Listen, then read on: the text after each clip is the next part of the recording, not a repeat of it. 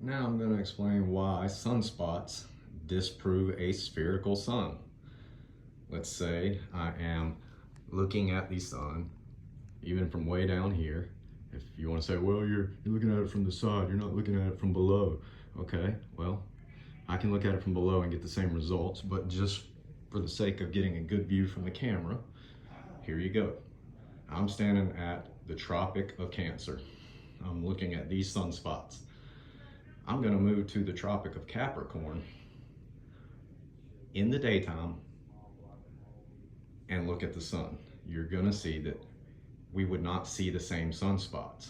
However, in real life, what we see is we see the same sunspots on the face of the sun when the sun's above us in the daytime sky, no matter if we're in the northern part of the realm or the southern part of the realm. So the sun in the flat earth model cannot be a sphere, and the sunspots prove that. So here we go. I'm at the Tropic of Cancer. We see these very specific sunspots. Come over to the other side, Tropic of Capricorn. And look at that, different sunspots. We never see that, ever. Let's go to the equator. Oh wow, no sunspots. Well, you can kind of see them there, but no sunspots. Go to the other equator. No sunspots. Sunspots prove that the sun is not a sphere. It is a focal point of light.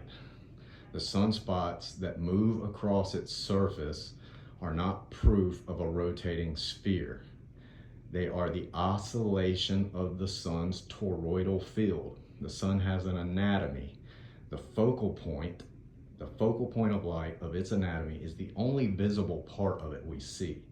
The sunspots are moving through the toroidal field of the sun, and as they pass through the focal point, we see them. But the sun is not a sphere. This completely debunks it. Don't know how else I can debunk it, but if this doesn't debunk it for you, then you just don't understand. You not only don't understand how a spherical light source would work over a level plane, you just don't understand the sun in the model, period, in my opinion.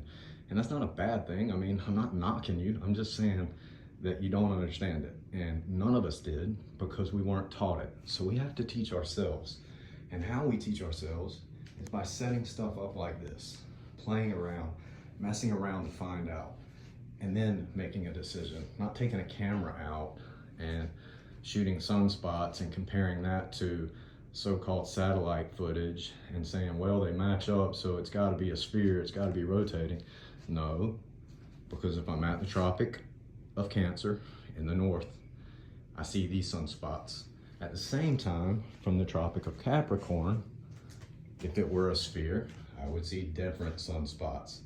That is not what we see. That's not what we observe. We observe the same sunspots on the face of the sun. And so this is as simple as I can make it. If this doesn't prove it for you, then I don't know what will. The sun and moon are focal points of light. They are not spherical. In fact, I believe both are concave, and I believe both prove that they are concave. The focal point itself is concave. Again, they have anatomy, so just the focal point is concave. They have a toroidal anatomy, but what we see from below would be a concave projected focal point of light. And the spots rotating through that light when it's the sun are just an oscillation of the toroidal field. And the moon phases are just dependent upon our position and angle of view. So hopefully this clears everything up. The sun and moon are not spheres. It's easy to prove with simple stuff like this.